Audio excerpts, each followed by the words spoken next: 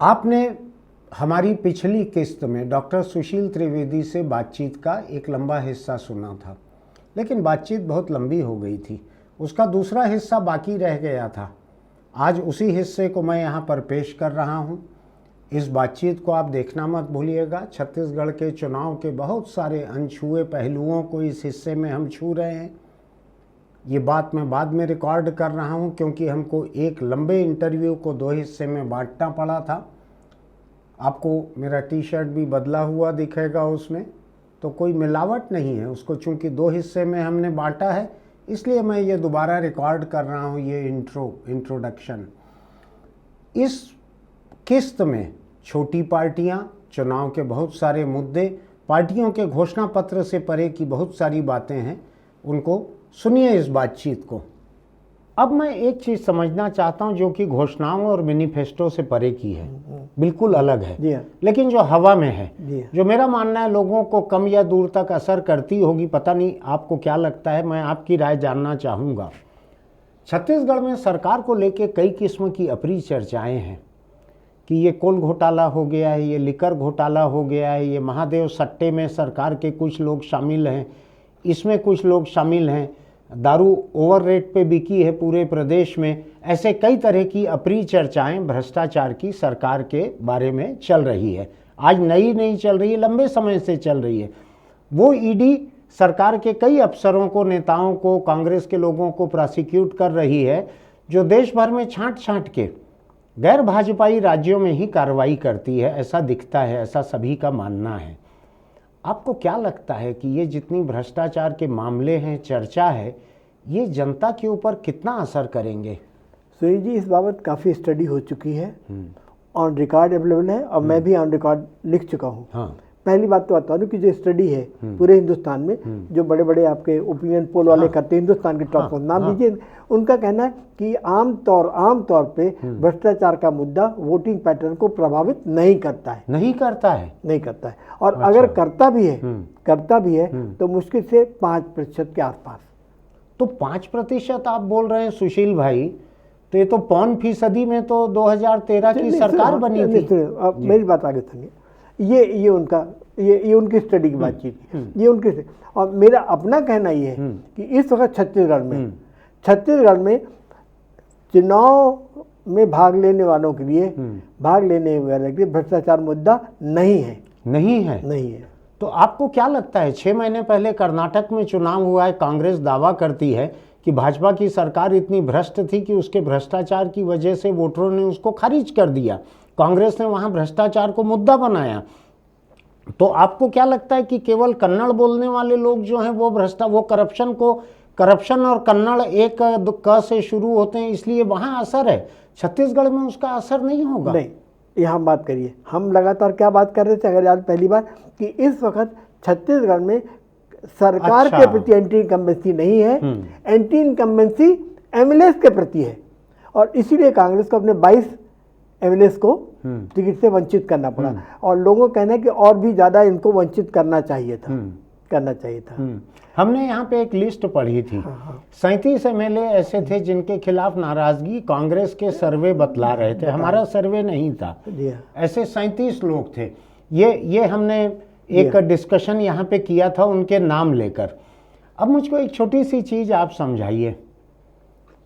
भूपेश बघेल जैसा मजबूत मुख्यमंत्री, संगठन भी उन्हीं के कब्जे में था एक किस्म से, ऐसी हालत के रहते हुए ये कैसे हो गया कि आपके 37 या 35 या 33 या 40 एमएलए के खिलाफ जनता की नाराजगी इतनी हो गई कि 22 का आपको टिकट काटना पड़ा, एक मंत्री की सीट आपको बदलनी पड़ी?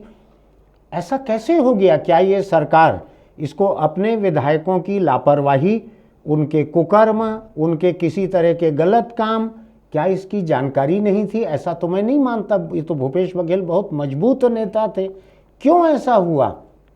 सुनील जी, आप दोनों तीनों दलों की तरफ देखिए, दोनों तीनों दल जानबूझ के बोल रहा हूँ, कांग्रेस तरफ भाजपा भी देखिए।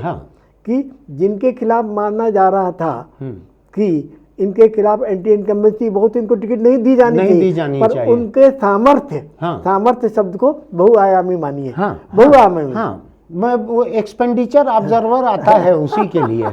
हाँ, उनके सामर्थ्य को ध्यान में रखते हुए हाँ उनको टिकट दे दी गई। हाँ, दे दी गई है ना। कांग्रेस में भी वही हुआ, कांग्रेस में भी वही हुआ।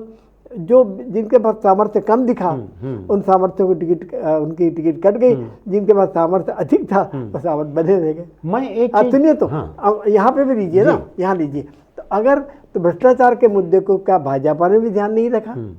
क्या ध्यान नहीं रखा? तो कांग्रेस भी ध्यान रखा। ये सभी अगर हम जब जाते हैं बातचीत करते हैं आम आदमी पार्टी की या टीएमसी की बातचीत, सभी सारे दलों की बातचीत, सब जगह यही आलम है कि मालूम है कि इनके खिलाफ भ्रष्टाचार के आरोप हैं, इसके बावजूद भी दल उनको टिकट देते हैं। हाँ। और मजेदार बात यह कि सुप्रीम कोर्ट ने कहा है कि पार्टी ये बताए कि जिनके खिलाफ इस तरीके के आपराधिक आरोप हैं उनको आप टिकट क्यों दे रहे हो? हाँ, क्यों दे रहे हैं? लेकिन फिर भी दे रहे हैं। लेकिन मैं एक चीज बारीक फर्क समझना चाह रहा हूं सुशील भाई। ये जो परसेप्शन है प्रदेश में कि एमएलएस के खिलाफ तो नाराजगी है, सरकार के खिलाफ नाराजगी नहीं है, क्या ये गढ़ा हुआ परसेप्शन हो सकता है? नहीं, सीधी बात। देखिए, आप बताइए कि धान खरीदी की गई, हाँ, कर्ज माफी की गई, हाँ, और नरुआ गरुआ बारी आदि वगैरह जो भी योजनाएं थी जिसका कि लाभ हुआ, हमारी इकोनॉमी तेज बढ़ी, ग्रामीण इकोनॉमी बढ़ी, हमारे यहाँ जो बेरोजगारी देश में सबसे कम, ये सारे मुद्दे, ये उनको लगा कि इस मामलों में हमारे एमएलए, किसी भी पार्टी के एमएलए, मैं कांग्रेस बात नहीं, किसी उनका कोई योगदान नहीं है, ये सरकार पर स्थानीय स्तर पर जो उनकी कार्रवाइयाँ हो रही हैं। अभी आप जाते हैं शिक्षा विभाग में पोस्टिंग की बातचीत हो रही है, डीएमएफ की बातचीत हो रही है। डीएफ के मामले अकेले कांग्रेस के लोग नहीं, रेत खदान में अकेले कांग्रेस के एमएलए नहीं है, बाकी एमएलए भी हैं। तो इसलिए मैं उनको लगता कि ये जो है, बाकी है कितने सुशील भाई? 1 दर्जन 1, हाँ, टोटल 13 तो हैं बीजेपी के, ज्यादा यहाँ पे आया। और वो 13 एमएलए की बात कोई सुनने वाले भी नहीं है सरकार आपने में। आधे 71 में आधों को तो खिलाफ आपने बता ही दिया ना। पर कांग्रेस पार्टी ने कुल 22 लोगों के खिलाफ कार्रवाई की। मैं ये समझना चाह रहा हूँ, ऐसा तो नहीं है कि ये नाराजगी जो है प्रदेश की कांग्रेस सरकार के खिलाफ थी और उसने एक ऐसा परसेप्शन बनाया, ऐसा गढ़ा मीडिया के मार्फत और दूसरे प्रचार माध्यमों के मार्फत कि नाराजगी सरकार के खिलाफ नहीं है, नाराजगी तो एमएलए के खिलाफ है। नहीं, एक बात और मैं इसको दूसरे ढंग से, अभी हमने शुरू बात कहाँ की थी कि भूपेश बघेल ने अपने आप को एक बड़े नेता, देखिए प्रधानमंत्री नरेंद्र मोदी जिसको ताकतवर कहें, हाँ, कि ताकतवर आदमी है, हाँ, मतलब उसकी ताकत को नरेंद्र मोदी भी स्थापित कर रहे हैं। और सारा अटैक आप देखिए भूपेश बघेल पे हो रहा है। हाँ, मतलब भूपेश बघेल अपने आप में एक ताकतवर बन गए। उनके खिलाफ जो मामला बन रहा था, इसलिए यहाँ पे राज्य में जो बना, और जिस बात को उनको 100 बार बोलते नहीं बोलना चाहिए कि उन्हें छत्तीसगढ़ीय जगार की जो बातचीत की, जो संस्कृति बात, इसलिए उनकी अपनी छवि जनता के मन में, और उस कारण उनकी सरकार की छवि तो ठीक बनी रही। किंतु ये जो एमएलए जो स्थानीय स्तर पर इनका जो भी खेलकूद रहा किया है, वो खेलकूद उनको उनके खिलाफ, यानी जितने इनके डंपर चलते रहे नदियों से निकल के गैर कानूनी रूप सब से, देख रहे भाई। जो पता भाई, कल तक हमको 1 रुपए मिल रही थी, आज हमको 2 रुपए में रेत मिल रही है। आज कल तक हमको ये दारू में भी जो गड़बड़ी हो रही थी उस पर भी उनका नाम आ रहे हैं लगातार। मुझको ध्यान है सुशील भाई, हमारा एक भी संवाददाता राज्य में ऐसा नहीं है जो रेत की अवैध खुदाई, रेत के अवैध कारोबार, इसके बारे में खबरें न भेजे। उसको रोकते रोकते हम थक जाते थे, नहीं तो पूरे का पूरा पन्ना जो है वो रेत विशेषांक हो गया रहता, उसको रोकना पड़ता था। लेकिन इसे आपका वो जो मुद्दा है ना कि राज्य स्तर पर सरकार की अपनी छवि तो वैसी बनी रही, और उसके बाद लेकिन स्थानीय स्तर, ऐसा भी हो सकता है कि राज्य स्तर पर तो सरकार ने अपनी छवि वैसी बनाए रखी, ऐसा भी हो सकता है क्या? क्यों, राष्ट्रीय स्तर पे देखिए मोदी जी की जिसको मानते हैं, हाँ, बना के रखी है उन्होंने। और यहाँ पे जो भाजपा की क्या स्थिति हो गई। हाँ, तो ये दो, लेकिन मैं 2-3 बार देख रहा हूँ आप अलग अलग मुद्दों को लेके भूपेश बघेल और मोदी जी की तुलना कर रहे हैं, कुछ कर रहे हैं बराबरी का। आपको लगता है इन दोनों के बीच में कोई तुलना करने लायक है? क्योंकि मोदी जी डायरेक्ट उन पे अटैक कर रहे हैं। हाँ, अपन क्या बात चुकी कि आज कांग्रेस ने, भूपेश बघेल ने अपनी एक जगह बना ली है। हाँ, जगह बना दिया। बिल्कुल, उसमें क्या शक है। हाँ, और मुझे लगता है कि भाजपा को लगता है कि अगर हमको कांग्रेस पर अटैक करना है हाँ। तो भूपेश बघेल पर अटैक करना ये होगा। तो है। और यहाँ से कांग्रेस को हर हाल में हराना होगा। अगर छत्तीसगढ़ में कांग्रेस हार गई तो कांग्रेस को वास्तविक रूप से उसकी जड़ पर असर होगा। मेरा व्यक्तिगत रूप से ये मानना है कि भूपेश बघेल देश में मोदी के चौथे नंबर के टारगेट हैं। हो सकता है, जी हाँ, ठीक है, ठीक है। एक गांधी नाम का त्रिकोण है, हाँ, त्रिकोण है, जी हाँ। चौथे नंबर पे तो ये- भूपेश आते हैं। इनसे बड़ा कोई निशाना नहीं है मोदी का। पर उनको पता है उस त्रिकोण के लिए भी आधार तो यही बन गए हैं ना। अब क्या करें सुशील भाई, ये अब मैं ये समझना चाहता हूँ थोड़ा सा कि बस्तर का आदिवासी इलाका 12 सीट इसमें वोट डल चुके हैं, 8 और सीटों पे डल चुके हैं, जिसमें कुल 1 सीट आदिवासी थी, 1 सीट शेड्यूल कास्ट की थी, अनुसूचित जाति की, 6 सामान्य सीटें थी। ऐसा इतनी सीटों पे डल चुके हैं वोट। अब जो बची हैं 70 सीटें, इसमें सरगुजा का इलाका है जिसमें बहुत सारी सीटें जो हैं वो आदिवासी सीटें भी हैं आरक्षित। दूसरा ये है कि 14 की 14 सीटें सरगुजा की आज कांग्रेस के पास है। अब तो टीएस सिंहदेव भी बड़े खुश हैं, वो एकदम घोड़ी पे चढ़े दूल्हे जैसे घूम रहे हैं, वो एकदम मस्त हैं वो। यानी उनको 2.5 साल वाला कोई मलाल अब सब खत्म हो गया, सब इतिहास। और अच्छा है, मैं उनको भड़काना नहीं चाह रहा हूँ। किसी पार्टी में लोग खुश रहे हैं, अच्छी बात है। मैं वहाँ बर्तन टकराने के लिए कुछ कोशिश नहीं कर रहा हूँ। मुझको बतलाइए सरगुजा को लेकर आपका कोई अंदाज है क्या कि वहाँ पे क्या स्थिति हो सकती है, क्या मुद्दे रहेंगे?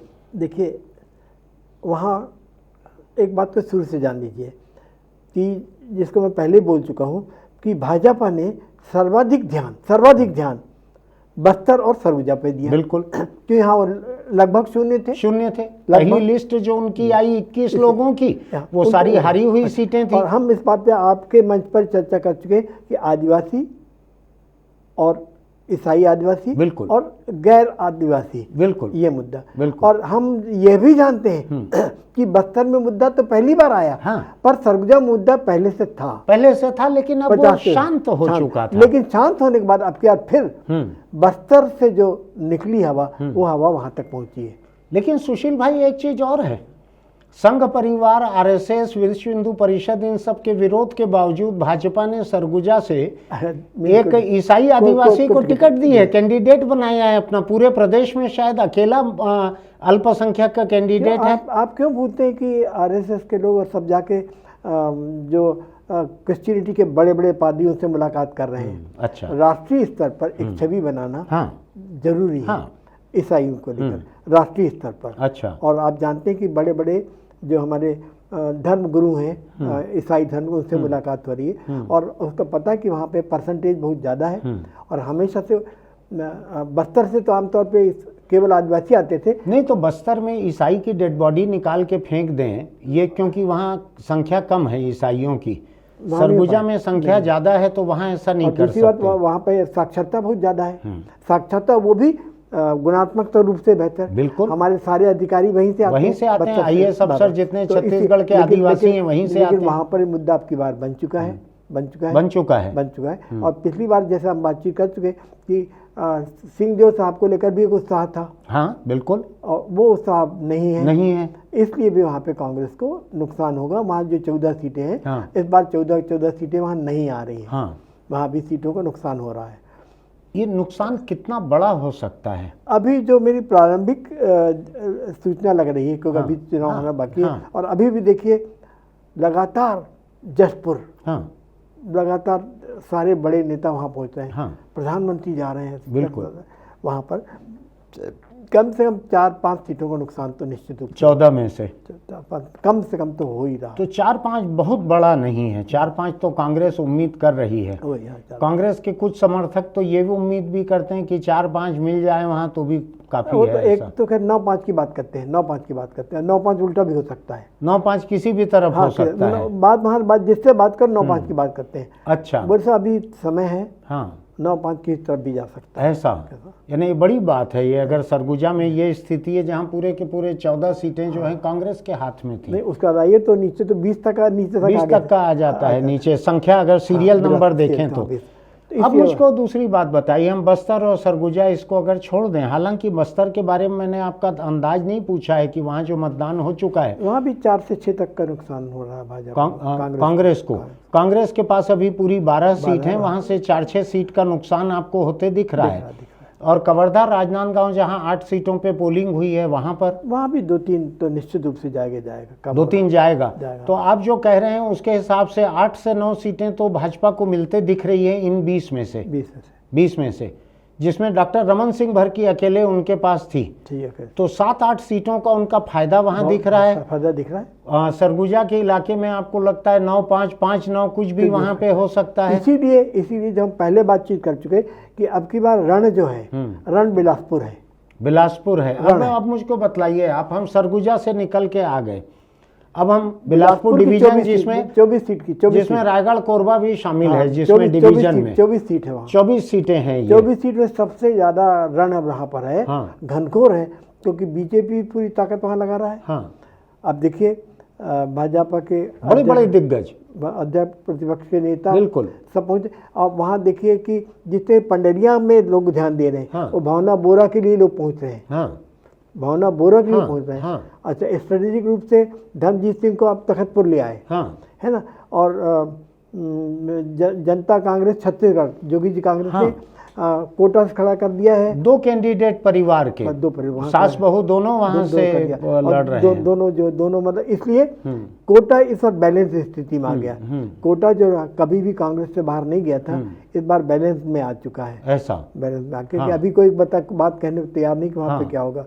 अकलतरा में निश्चित रूप से नुकसान कांग्रेस को होगा। वहाँ पर वहाँ पे सौरभ सिंह जो भाजपा का है उसका, यानी अगर ये नहीं होती वहाँ पे तो कांग्रेस और उनकी दोनों भाइयों के बीच बराबरी की टक्कर हो रही थी। अब बराबरी की टक्कर वहाँ पे नहीं रह पाएगी। मैं एक चीज़ समझना चाह रहा हूँ, यही इलाका है बिलासपुर के आसपास का जहाँ 5 साल से आम आदमी पार्टी डट कर काम कर रही थी। काफ़ी सीटों पे उन्होंने बहुत काम किया हुआ था, लेकिन ये चुनाव जो है आम आदमी पार्टी अनमने ढंग से लड़ रही है और ऐसा लग रहा है कि कांग्रेस के साथ उसकी कोई नूरा कुश्ती चल रही है। वो भूपेश बघेल सरकार की कमज़ोर नब्ज पे हाथ नहीं धर रही है, वहाँ हमला नहीं कर रही है जहाँ पे प्राण बसे हुए हैं सरकार के और कांग्रेस पार्टी के, बहुत ही सतही हमला कर रही है। क्या ये इंडिया नाम का जो गठबंधन है उसके भीतर की मजबूरियों के चलते आम आदमी सॉफ्ट हो गई, जिसने पूरे कैंडिडेट ही खड़े नहीं किए? इसको उल्टा लीजिए। अच्छा, उल्टा लीजिए। लगातार 1.5 साल के बावजूद भी, है ना, अब पुराने समय कि पिछले बार आम आदमी पार्टी पास कुछ ऐसे चेहरे थे जिनकी छत्तीसगढ़ की पहचान थी, साख थी। डॉक्टर संकेत ठाकुर अध्यक्ष थे, कई लोग थे, और 85 सीटों पे लड़ी थी पार्टी। और इस बार कभी भी किसी भी स्थिति में नहीं आई कि एक भी इनके पास ऐसा कैंडिडेट आए जिसकी अपनी जिसको कहने की जिला स्तर की भी छवि हो अच्छी। मुझको एक चीज लगती है, बिलासपुर में इनकी प्रवक्ता जो है प्रियंका शुक्ला, जो वकील भी हैं वहाँ पे, वो 365 दिन मुझको सक्रिय दिखती हैं, सड़क पर, अदालत में, कलेक्ट्रेट में धरना देते हुए, जुलूस निकालते हुए। इंचार्ज पार्टी ने उनको बनाया था मस्तूरी का, जो कि रिजर्व सीट थी, वहाँ से ये इंचार्ज थी कॉन्स्टिट्यूंसी की, लेकिन लड़ नहीं सकती थी। जिस बिलासपुर में रहती हैं, जहाँ सक्रिय हैं, काम करती हैं, वहाँ पार्टी ने इनको टिकट नहीं दी, पार्टी ने किसी बिल्कुल नए चेहरे को टिकट दी है।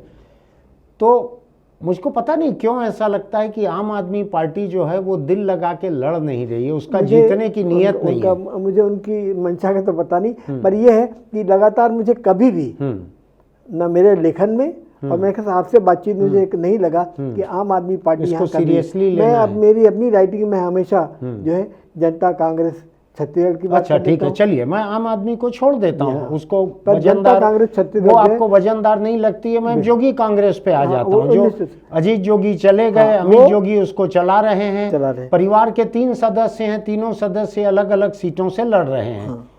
इसकी आपको क्या संभावना दिखती है बिलासपुर के आसपास और बाहर भी? वो कोई सीट जीतने की स्थिति में नहीं है, ठीक है, किंतु कांग्रेस को वो भरपूर नुकसान पहुंचाने की स्थिति में। ऐसा जी हाँ। आपको लगता है कि जोगी कांग्रेस को जो वोट मिलेंगे वो कांग्रेस का ही नुकसान ज्यादा रहेगा? निश्चित रूप से, बीजेपी का नहीं रहेगा? नहीं, ऐसा नहीं, बिल्कुल। आपको ऐसा आप आ जाइए ना वहाँ पे, कोटा देखिए, सबसे बड़ा कोटा, और कोटा दूसरा अकलतरा, कोटा में आप देखिए कि अटल श्रीवास्तव गए हैं, बिल्कुल, और दोनों बाहर के हैं। और जूदेव जो वहाँ से जसपुर से आए हैं, बहू आई, बहू रानी, और ये जूदेव खुद, बहुरानी तो चंदपुर में गए, यहाँ तो उनके युवराज आए। हाँ। दोनों लग रहा था कि टक्कर होने वाली थी। हाँ। और टक्कर लगता था कि हाँ भाई, क्योंकि ये बात अलग है कि अटल श्रीवास्तव वहाँ से टिकट नहीं चाहते तो कहीं और से चाहते थे, लेकिन टक्कर वहाँ पे आ रही थी। अब तो ये स्ट्रांग ट्रायंगुलर आपको दिखता है ऐसा, उस कॉन्स्टिट्यूंसी में कुछ भी हो सकता है वहाँ पे। कुछ भी, लेकिन हाँ, उससे क्या हुआ कि कांग्रेस की जो जीत की संभावना थी, क्योंकि युवराज की जीत की संभावना नहीं आती, कहीं नहीं दिख रही थी, पर मिसेस जोगी की जाने बाद कांग्रेस की संभावनाएं और आहत हुई। अब एक चीज़ मुझको बतलाइए कि जोगी कांग्रेस के और कैंडिडेट बहुत सी जगहों पे हैं। अमित जोगी कुछ अर्सा पहले तक तो माँ की तबीयत का हवाला दे रहे थे कि उनके लिए सबसे महत्वपूर्ण वो है, रहना भी चाहिए हर किसी के लिए, लेकिन आखिरी में वो बहुत सारे कैंडिडेट को लेके उतरे, कई लोगों को टिकट दी, हेलीकॉप्टर में खुद प्रचार कर रहे हैं, ऐसा लगता है। जेट से कैटेगरी वो सिक्योरिटी उनको, आप अच्छा याद दिलाए कि उनको जेट सिक्योरिटी, जेट कैटेगरी की सिक्योरिटी मिल गई है। तो ये जैसे कांग्रेस पर्दे के पीछे किसी का साथ दे तो हम लोग कहते हैं कि उसके पीछे एक अदृश्य हाथ है।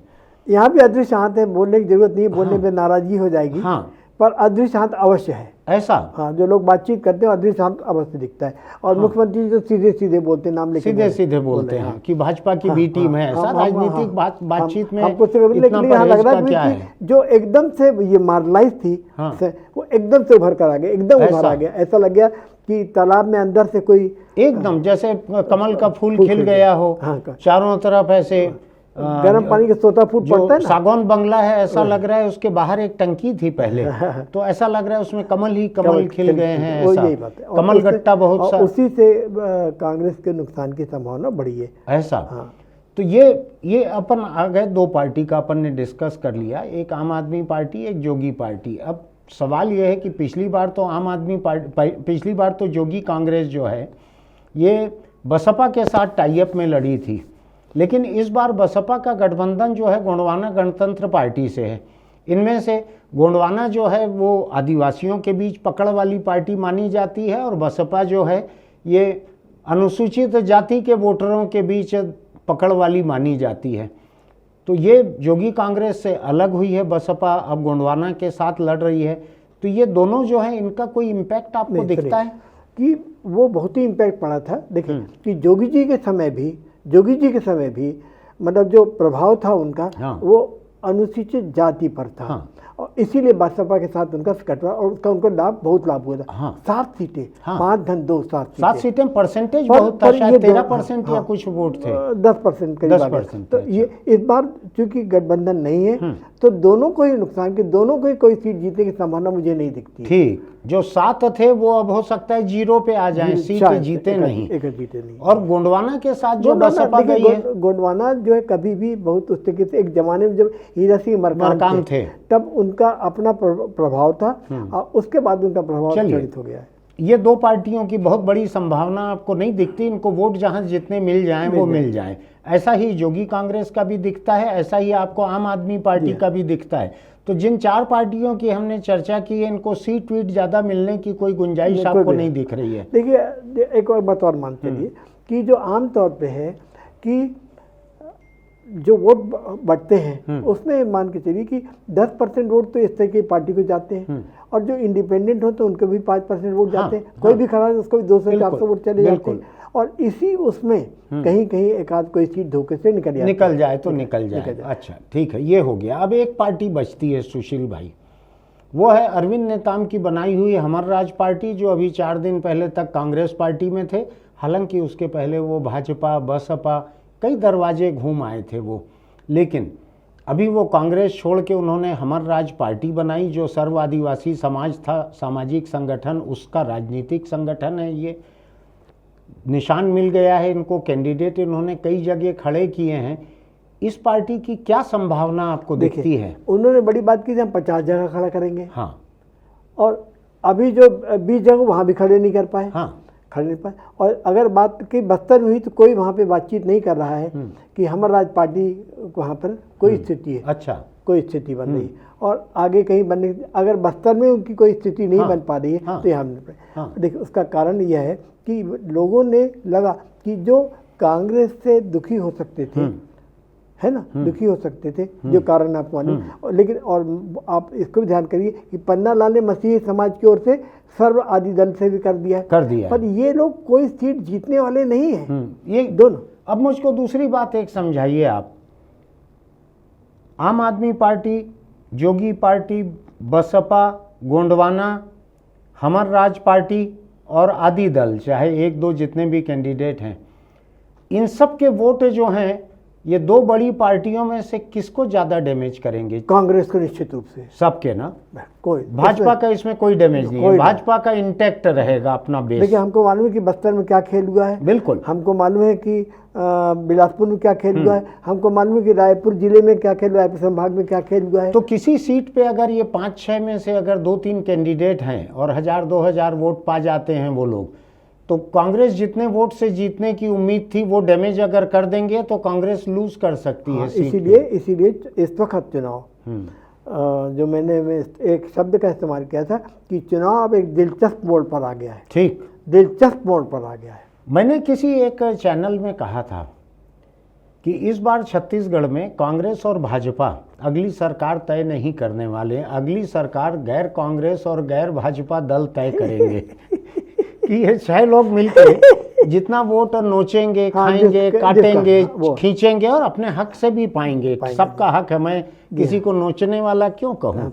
तो ये कांग्रेस का नुकसान आपको इसमें सबसे बड़ा या पूरा नुकसान कांग्रेस का ही दिखता है? अधिकतम नुकसान बीजेपी का थोड़ा बहुत कुछ। जैसे मैं मानता हूँ सर्ववादी दल है, यद्यपि उनकी नाराजगी कांग्रेस से है, लेकिन फिर भी जो पुराने समय से भाजपा को वोट नहीं देते थे ऐसे लोगों को, जिसको कहते कमिटेड वोटर्स हैं, तो वो कांग्रेस से अलग कर रहे हैं ये लोग। अब मैं एक आखिरी सवाल आपसे कर रहा हूँ आज, आखिरी सवाल आज का वो ये है कि एक सांप्रदायिक तनाव के बाद साहू समाज के एक नौजवान की हत्या हुई और उसके मानो जवाब में 2 दिन के बाद 2 मुस्लिम लोगों की हत्या हुई।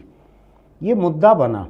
कवर्धा जहाँ से मोहम्मद अकबर लड़ रहे हैं वहाँ पे एक अलग किस्म का धार्मिक और सांप्रदायिक पोलराइजेशन 2 साल से चल रहा था। उसी से लगी हुई कॉन्स्टिट्यूंसी है बिरनपुर गांव वाली साजा, वहाँ पे ये तनाव हुआ। वहाँ से जिस नौजवान की हत्या हुई थी, साहू नौजवान की, उसके पिता ईश्वर साहू को भाजपा ने कैंडिडेट बनाया है। मजदूरी करने वाला आदमी है, वो रोज की रोजी पे काम करता है, उसको कैंडिडेट बनाया है बीजेपी ने, साहू ईश्वर साहू को। अब मुझको ये बतलाइए, क्या ईश्वर साहू को ऐसी स्थिति में जो कैंडिडेट बनाया गया है और जो सांप्रदायिक तनाव, धार्मिक ध्रुवीकरण, जो कुछ भी हमारे यहाँ चल रहा है, क्या आपको लगता है कि इस चुनाव में हिंदू समाज, हिंदू वोटों का ध्रुवीकरण किसी तरह से होगा? क्या आपको लगता है हिंदू ध्रुवीकरण के भीतर साहू वोटों का ध्रुवीकरण किसी तरीके से होगा? क्या लगता है आपको? एक बात बड़ी स्पष्ट है, यद्यपि चुनाव के पहले धर्म और संप्रदाय, धर्म और जाति के आधार पर ध्रुवीकरण की कोशिशें होती रही और टिकट बढ़ती रही, पर जिस तरीके से अभी चुनाव हुआ है और जिस तरीके से हमें लग रहा है, तो उसमें मुझे नहीं लगता है कि उस पैमाने का जिस तरीके देश के अन्य जगहों पर जहां आबादी माइनॉरिटी की ज्यादा है, सांप्रदायिकता या धर्म या समाज, जाति के आधार पर विभाजन हमें उस तरीके का नहीं दिख रहा है। और तो आपको लगता है कि जो आर्थिक मुद्दे हैं वो हावी रहेंगे? आपको लगता है वोटर जो है ये देखेगा मेरा घर कैसे चलेगा, बस वही पड़ेगा, मैं चैन से कैसे बैठ सकूंगा किसके राज में? गलत तरीके से कहूँ तो जो मोदी जी ने कहा कि गरीबी सबसे बड़ा मुद्दा है, गरीबी, वो जाति के आधार पर नहीं, गरीबी। तो ये चुनाव मैं मानता हूँ कि छत्तीसगढ़ में जो मुद्दा है वो आर्थिक मुद्दा सबसे बड़ा मुद्दा बन गया है, वही मुद्दा है। अब मुझको एक चीज़ भर और बतला दीजिए, 2018 में जब मुख्यमंत्री छत्तीसगढ़ के तय हुए तो आपको ध्यान होगा कि पहले ताम्रध्वज साहू, पहले उनका नाम चर्चा में आया कि इनको कांग्रेस ने मनोनीत किया। ओबीसी के सेल के अध्यक्ष थे, राष्ट्रीय अध्यक्ष थे कांग्रेस ओबीसी सेल के, और सीडब्ल्यूसी के छत्तीसगढ़ से अकेले मेंबर थे, वो बड़े नेता थे ओबीसी के। उनको नहीं बनने मिला। जो भी स्थितियां बनी पार्टी के भीतर, अपने कंपल्शन रहते हैं, बनने नहीं मिला। 2.5 साल के बाद टीएस सिंहदेव उम्मीद करते थे उनको बनने मिलेगा, उनको भी नहीं मिला। 2018 में जब लोगों ने वोट डाला तो मुझको कुछ लोगों ने कहा कि साहू समाज ने बहुतायत से कांग्रेस को वोट दिया था, उनको उम्मीद थी कि ताम्रध्वज को मुख्यमंत्री बनाएंगे। सरगुजा के लोगों का कहना है, आपका भी कहना था अभी, कि वहाँ के लोगों ने बहुतायत से कांग्रेस को वोट दिया था, उनको उम्मीद थी कि शायद टीएस सिंहदेव को मुख्यमंत्री बनाएंगे। ये दोनों ही नहीं बन पाए मुख्यमंत्री, न 2.5 साल बन पाए, न किसी तरह से बन पाए। क्या आपको लगता है कि ताम्रध्वज साहू को लेकर जो निराशा साहू समाज में अगर हुई होगी, तो मैं तो जाति व्यवस्था के खिलाफ हूँ, लेकिन हकीकत है जाति व्यवस्था, क्या ताम्रध्वज के मुख्यमंत्री न बनने से साहू समाज के वोटरों को जो निराशा उस वक्त हुई होगी, और क्या ईश्वर साहू जैसे एक जख्मी पिता को आज बीजेपी ने कैंडिडेट बनाया है, क्या ऐसी संभावना है कि साहू लोग बीजेपी को अधिक वोट दें इस बार इन दोनों चीज़ों की वजह से? मैं मानता हूँ कि ये मुद्दा बड़ा राजनीतिक रूप से संवेदनशील है, हाँ, और रहा भी है।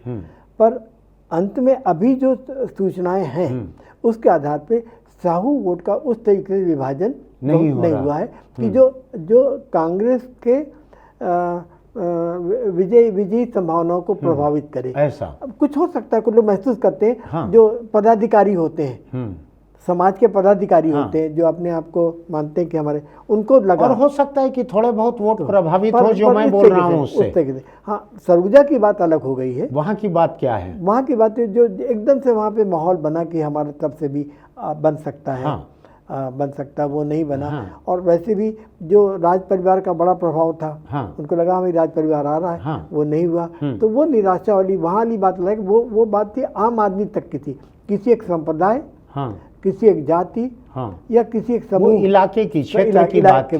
यहाँ पर अपन जात की बात कर रहे हैं। ऐसा ये एक अंतर, तो ये एक फर्क है इन बहुत दो बड़ा- नेताओं बहुत के। बड़ा एक जगह पूरा जिसको कहने क्षेत्र वाली बात आ रही थी, और एक जाति जो और बिखरी दूसरी हुई है कि- उसकी बात कि है। वो उस परिवार के प्रति वहाँ पे भावना अच्छी रही, जो देवेंद्र कुमारी रही, चाहे MS सिंह, जो जितने भी लोग रहे, उनकी एक भावना अच्छी रही। कि मैं तो देखिए इस मुद्दे को आपसे समझना इसलिए चाह रहा हूं कि आपके जितना जानकार विश्लेषक जो है वो भूले भटके ही मेरे को इतनी चर्चा कैमरे के सामने करने मिलती है, इसलिए मैं इन मुद्दों को बारीकी से समझना चाह रहा हूं। मैं किसी को भड़काना नहीं चाह रहा हूं कि तुम लोग ऐसा करो, मेरा भड़काने का कोई मकसद नहीं है। अब एक आखिरी सवाल के बाद आखिरी, ये फाइनल लास्ट क्वेश्चन है। जो ओबीसी का मुद्दा बिहार से निकलकर पूरे देश में आ गया, ओबीसी नहीं, जाति जनगणना की बात सोनिया, राहुल, प्रियंका, तमाम लोगों ने कर दी। पूरे देश में अब ये हो गया कि जहां कांग्रेस की सरकार बनेगी जाति जनगणना करवाई जाएगी। छत्तीसगढ़ में जाहिर है कि दोनों पार्टियां, कांग्रेस और बीजेपी, इन्होंने अनारक्षित सीटों पे सबसे ज़्यादा अगर सीटें दी है तो ओबीसी तबकों को दी है। इन दो बड़ी, कुर्मी और साहू के अलावा भी बाकी जातियों को बहुत सी टिकटें दी है दोनों पार्टियों ने। आपको क्या लगता है कि ओबीसी का मुद्दा कितना असर करेगा?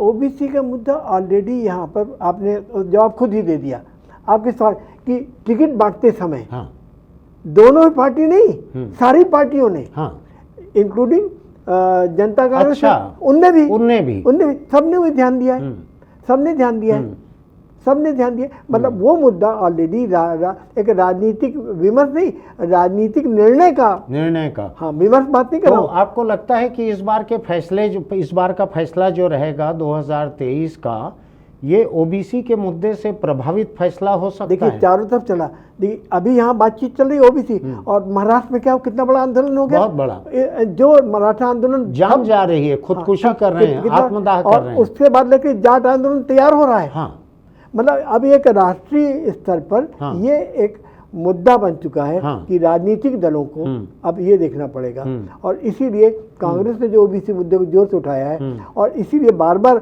अब अमित शाह को कहना पड़ता है कि हमारे मंत्रिमंडल में तो इतने ओबीसी हैं। सुशील भाई, मैं सवाल खत्म करना चाहता हूं, लेकिन मेरा दिमाग कुलबुलाते रहता है। एक आखिरी सवाल, इसके बाद नहीं पूछूंगा मैं। ये बतलाइए, छत्तीसगढ़ में भूपेश बघेल ने जो शुरू किया कर्ज माफी और धान का अधिकतम दाम, भाजपा ने उसको फॉलो किया। दोनों ही पार्टी अब आ गए हैं। किसान जो है वो यहाँ का राजा हो गया है। ये जो चुन के जो आएंगे निश्चित, राजा हाँ, के मंत्री रहेंगे, राजा किसान है यहाँ राजा पर। किसान है। ठीक है, आप मुझको बताइए, छत्तीसगढ़ में किसान जितना बड़ा राजनीतिक और चुनावी मुद्दा बन गया है, क्या इससे देश की बाकी जगहों पर भी किसानी को और किसान को केंद्र में आने में मदद मिलेगी? चुनावी बहस के केंद्र में किसान कुछ ज़्यादा आएगा छत्तीसगढ़ की वजह से? आप क्यों भूलते हैं, पंजाब हरियाणा में तो वही मुद्दा था। हाँ, पंजाब हरियाणा की राजनीति का मुद्दा हाँ, अल्टीमेटली देखिए, शिरोमणि अकाली दल को इसी मुद्दे पर एनडीए से अलग होना पड़ा, इसी मुद्दे पे अलग हुए। उसी तरीके से पश्चिमी उत्तर प्रदेश में कितना बड़ा मुद्दा है। लेकिन कांग्रेस ने जिस तरीके से इसको यहाँ मुद्दा बनाया और भाजपा को थक हार के उसको फॉलो करना पड़ा, जो 3100 रुपया भाजपा ने किया, वो कोई उसका दिल थोड़ी कह रहा था। मान के चलिए कि किसान अब मुद्दा बन चुका है, अब ये चलता रहे कुछ समय तक। हमारी अर्थव्यवस्था में जिस तरीके से कृषि का महत्व पुनः स्थापित हुआ है, था तो सही, उसके वो एक बड़ी बात है। और वो इस चुनाव की का एक प्रमुख बिंदु है कि इस चुनाव ने किसान को फिर से चुनावी और राजनीतिक बहस के केंद्र में ला दिया है, जो कि आर्थिक बात नहीं कर रहा हूं मैं, जो कि छत्तीसगढ़ के बाहर भी मुद्दा बनेगा, ज्यादा बड़ा, निश्चित बनेगा। ऐसा उससे नहीं, उससे हरियाणा, पंजाब और अन्य क्षेत्र के किसानी आंदोलनों को एक ताकत मिलेगी। मैंने कहीं पे लिखा है और कहा है, सुशील भाई, उसको जानना चाहता हूँ आपका क्या सोचना है उसके ऊपर, कि छत्तीसगढ़ की 2018 की सरकार ईवीएम मशीन से निकल कर नहीं आई थी, वो धान के खेत में उगी थी बाली बनकर, और 2023 की सरकार जो है वो भी उसी तरह धान के खेत में ही उगेगी। ये ठीक लगती है बात आपको? बिल्कुल ठीक है, ठीक है। बस उसमें खाली घर की महिला को जोड़ लीजिए। चलिए, मैं इससे ज़्यादा इस बात को खींचना नहीं चाहता हूँ। सुशील भाई का पानी ठंडा हो गया है, वो गला उनका साथ नहीं दे रहा, मेरा भी ठीक नहीं है। बातचीत बहुत दिलचस्प है, मुझको लगता है इस बात को सुनकर छत्तीसगढ़ के वोटरों को एक नई दृष्टि मिलेगी, वो सोचेंगे क्या महत्वपूर्ण है क्या नहीं है। इस चर्चा को हम जारी रखेंगे। अभी 17 तारीख, तकरीबन 9 दिन अभी बाकी हैं अगले वोट पड़ने को। इस बीच में हम सुशील भाई के साथ एक आध बार फिर कुछ मुद्दों पर चर्चा करेंगे। आज अंतहीन मुद्दों पर चर्चा हुई है, उम्मीद है आपको ये पसंद आएगी। सुनते रहिए हमको, लेकिन एक चीज़ का ध्यान रखिएगा, 17 तारीख को वोट जरूर डालिएगा, नहीं तो हमारा गला खराब होने का कोई फायदा नहीं होगा। आप वोट डालिए, पोलिंग परसेंटेज को बढ़ाइए। हम आपसे फिर मिलेंगे। अगर आपको हमारे वीडियो अच्छे लगते हैं तो आप इसको सब्सक्राइब कीजिए, नोटिफिकेशन की बटन दबाइए, इसको लाइक कीजिए और नीचे टिप्पणी भी लिखिए, आपको अच्छा बुरा जैसा भी लगता है वैसा। फिर मिलेंगे।